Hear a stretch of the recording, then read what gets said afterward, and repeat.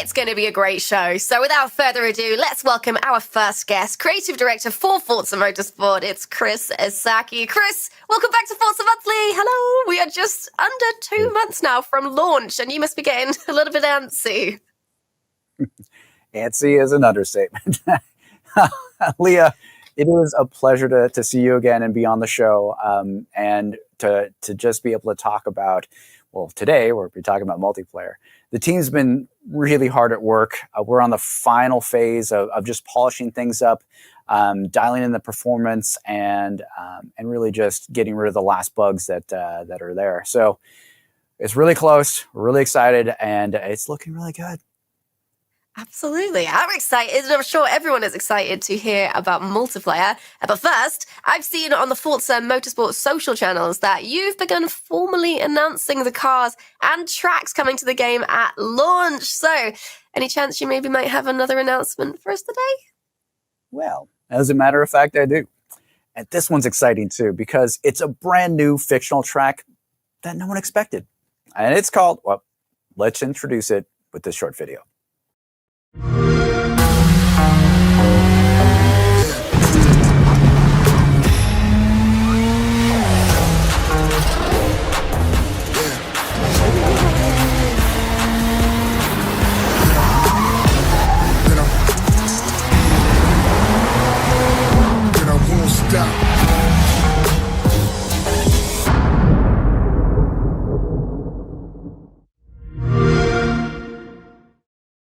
Amazing. We always love a bit of unexpected content. Thank you for that. Very exciting. So that's Grand Oak. What can you tell us about Grand Oak? Grand Oak is a super wide and flowing track, which you probably saw in that video. And it's got some great high-speed sweepers, big elevation changes, but with a couple technical bits that remind me a little bit of VIR. While all the layouts allow high-performance cars to stretch their legs, players will find that this track has been designed to teach you about carrying speed through corners. So even lower performance cars give you plenty of exciting things to master here. This wide track, paired with its technical challenges, provide a great location for players to experience clean and competitive racing and to hone their racecraft with both AI and other players. Amazing. I can't wait to check it out, which will actually happen soon because I believe we'll get to see more of Grand Oak as we dive into multiplayer. But one more thing, before we get there, are you able to reveal any more cars for us today? Yes, it's only fair if we're going to reveal a new track. We're going to announce some cars alongside it. So everyone can check out these additions on our social channels after the show. But here's a quick look at another 30 some odd cars. I think the Porsche Taycan, the Turbo S, and the BMW M8 Competition Coupe in particular will be a lot of fun to speed around Grand Oak. I'm very intrigued by your expert opinion. I'm very excited about that, and I'm sure everybody watching is as well. But it's time to move on to the main topic, multiplayer. So what can you tell us about multiplayer in Forza Motorsport? To start, just want to let everyone know we've invested heavily in the multiplayer experience for the new Forza Motorsport. Our goal of clean and competitive racing is supported by features such as driver and safety ratings, a machine learning-powered rules and regulation system that everyone probably knows as Forza Race Regulations, or FRR, the race weekend structure with scheduled events and qualifying, car performance balancing, new tire compounds, and a whole lot more. Amazing. It sounds like a little bit of something for everyone then. So why don't we start with featured multiplayer? What exactly is featured multiplayer? Featured multiplayer debuts our all-new race weekend structure. Each racing series in featured multiplayer has a live, real-world, time-based updated list of current and scheduled upcoming events. And there should always be something for you to jump into when you're ready to race. This new online racing mode completely replaces and improves upon the hoppers and league experiences from previous games. Now, there are two different types of events in featured multiplayer: our Spec Series and our Open Series. Spec Series allows you to take highly tuned and balanced machines, mostly race cars, and it's all about pure competition. At launch, we're targeting two series that you can always expect to see on this schedule: GT and touring cars. we will also be featuring a rotating spec series to celebrate other racing divisions and one makes. And that brings us to the other side of things, the Open Series. In the Open Series, it's where you can bring any car that meets the class restrictions. The additional element here of choice means you'll never know exactly what you'll be competing against until you get on the track. The Open Series will also be rotating through the various car classes on a weekly basis.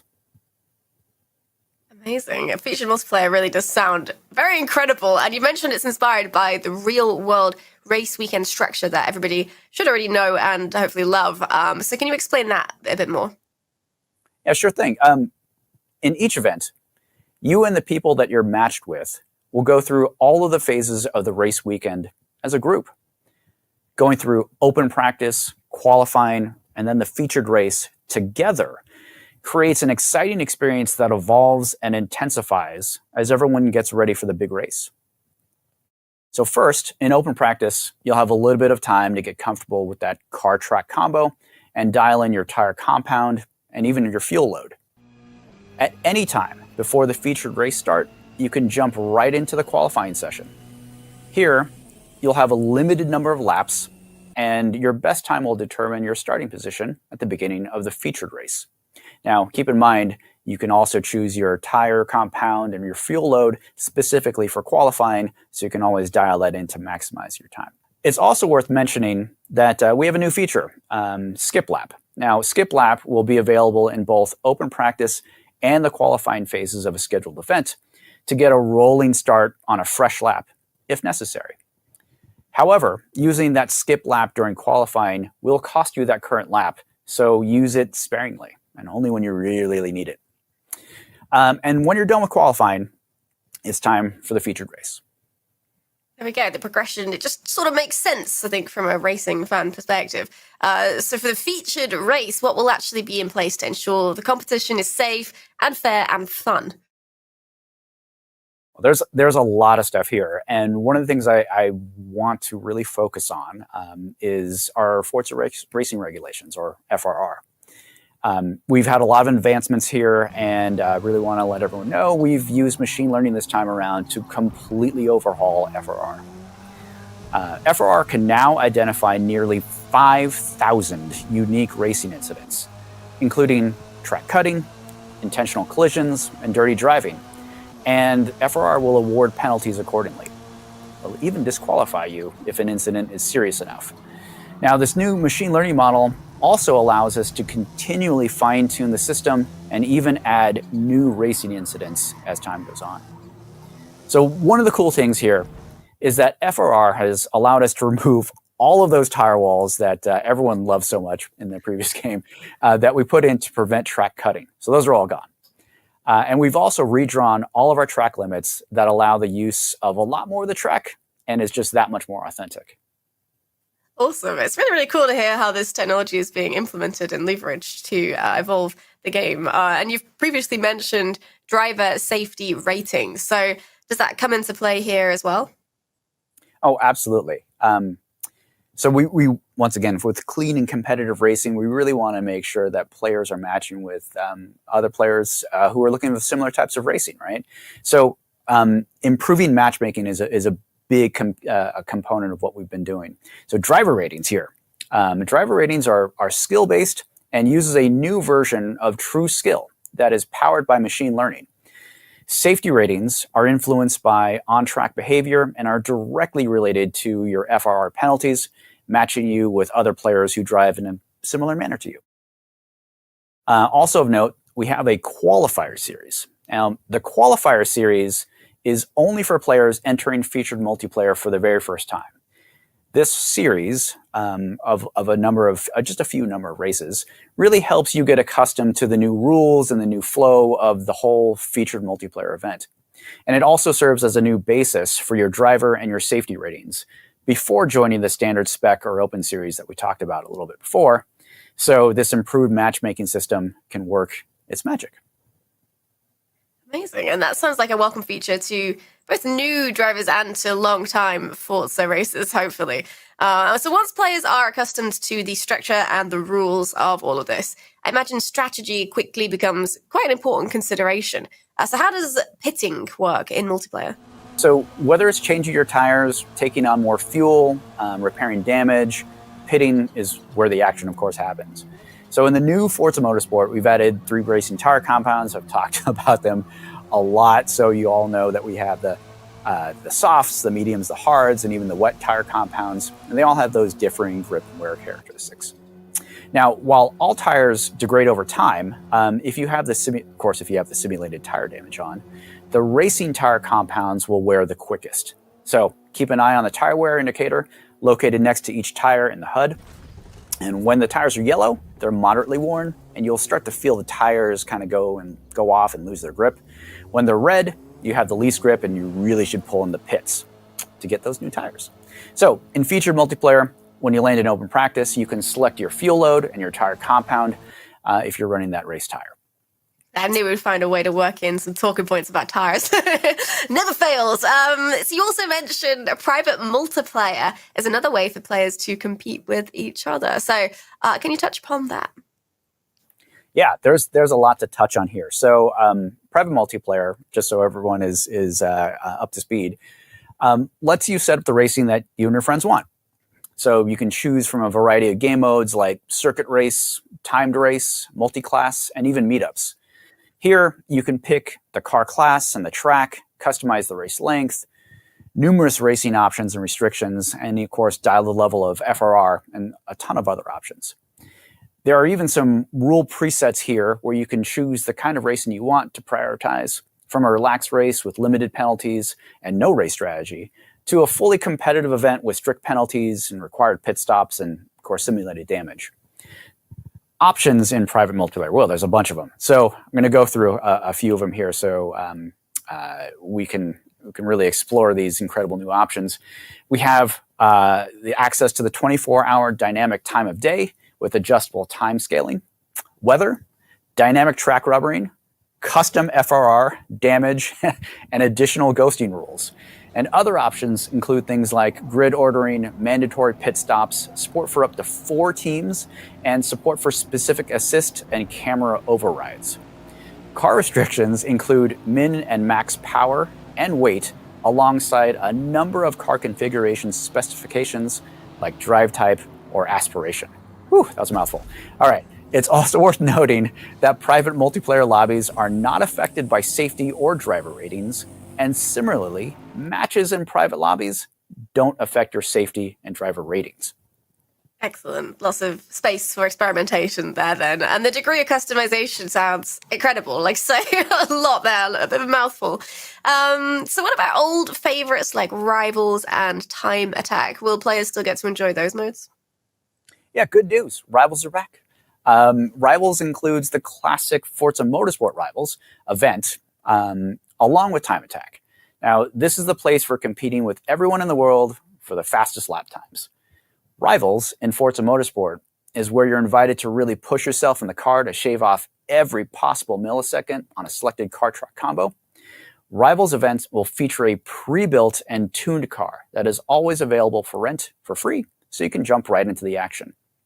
Now, Time Attack will also be available at launch, where you can build and tune a car to your chosen PI class and attempt to set the fastest time possible.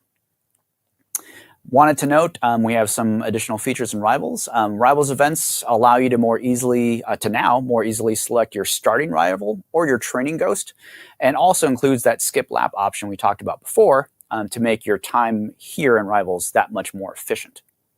The car mastery sector scoring and timing will also be available here to help you shave off that last thousandth of a second on your time.